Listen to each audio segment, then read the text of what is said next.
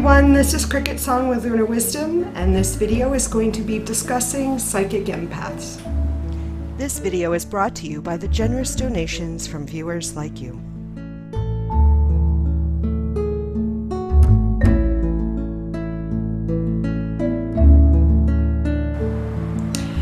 So I am a member of a Facebook group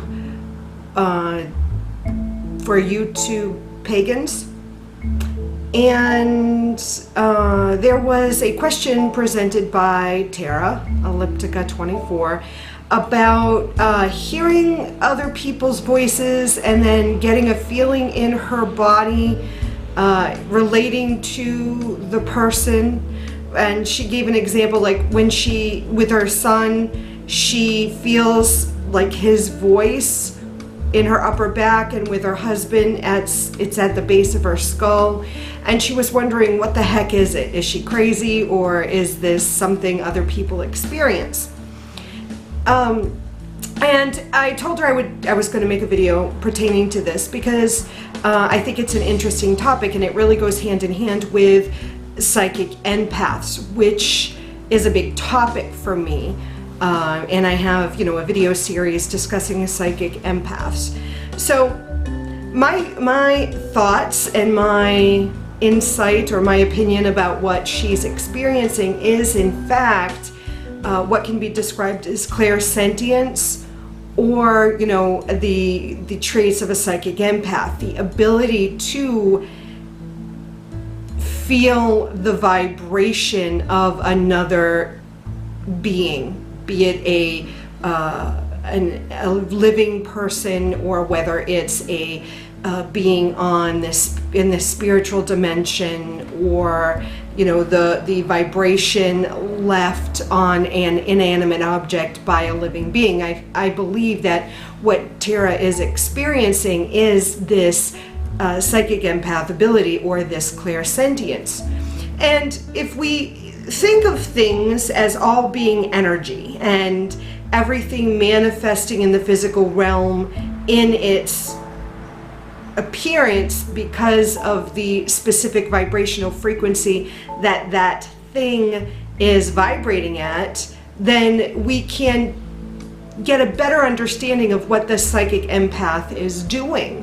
What, if you are a psychic empath, what you are able to do more easily than someone with perhaps clairvoyant ability is that you are able to align your personal vibration with that of the other person or the other object, so that not only are you getting a intellectual understanding of what they're experiencing, you are actually feeling those vibrations within your own physical body, because you have brought your vibrational frequency to match theirs, to be in alignment with theirs.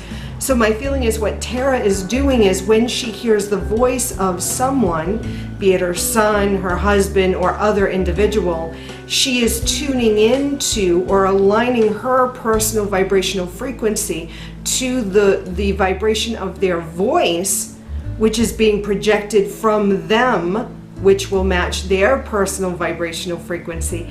And then she is translating that to a place in her physical body.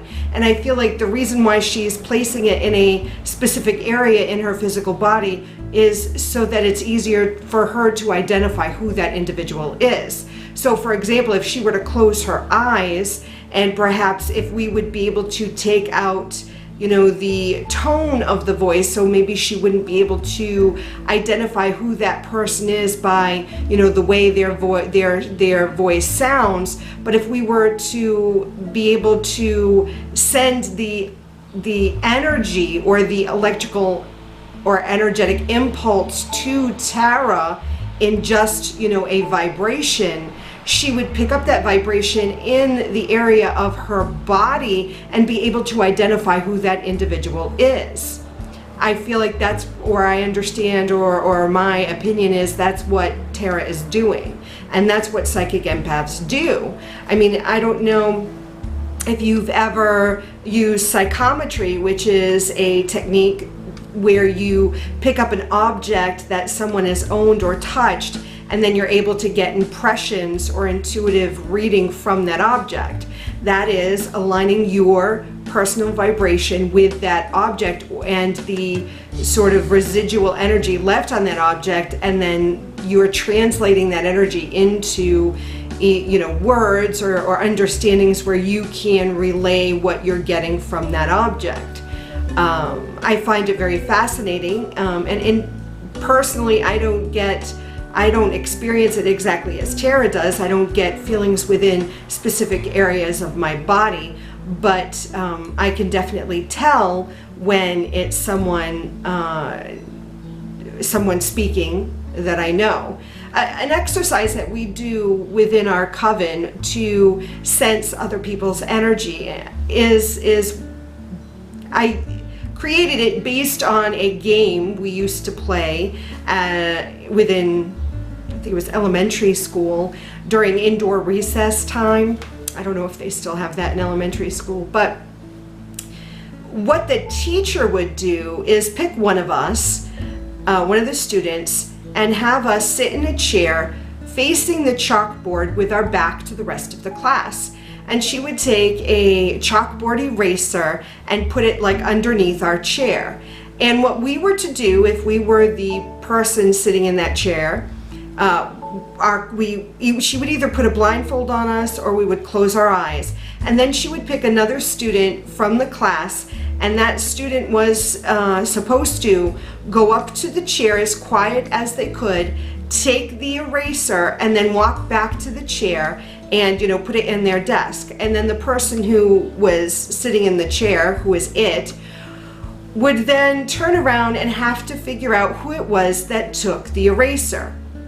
The other point is, if the person sitting in the chair could hear someone sneaking up on them to steal the eraser, they would bark. I think it was steal the dog's bone, and the eraser was the bone, and the student was the dog. And if you heard someone approaching to steal your bone, you would bark. And then that person would have to stop and sit down, and someone else would have to come up and steal the eraser. And then you, as the dog or it, would then try to figure out who had your eraser.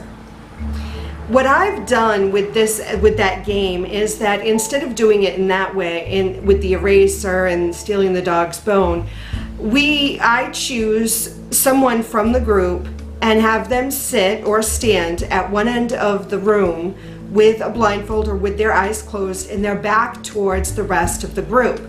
And then I pick someone from the group to slowly approach the person with their blindfold on and go up to them without touching them, but get up as close as they can or as close as they have to, in order for that individual to determine who it is energetically, and figure out who it is that is behind them.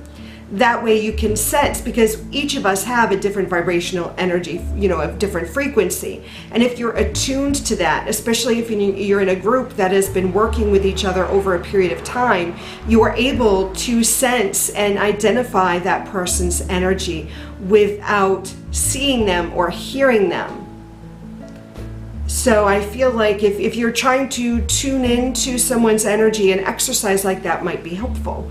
It will truly, I find, and over time has seen that the group has been able to identify some people more easily than others, because they have that natural knack for energy sensing.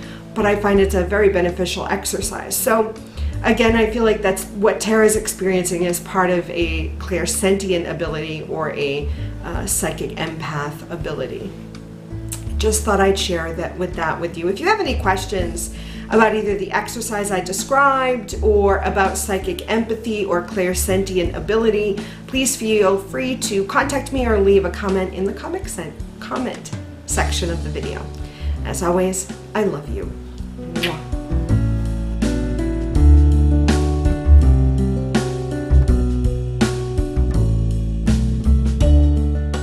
If you enjoyed this video, be sure to share it with others on Facebook, Twitter, and Pinterest. Don't forget to subscribe to my channel. This way you won't miss any of my newly uploaded videos. And be sure you've connected with me on Facebook, either through my CricketSong fan page, Lunar Wisdom business page, or by joining the Sacred Circle.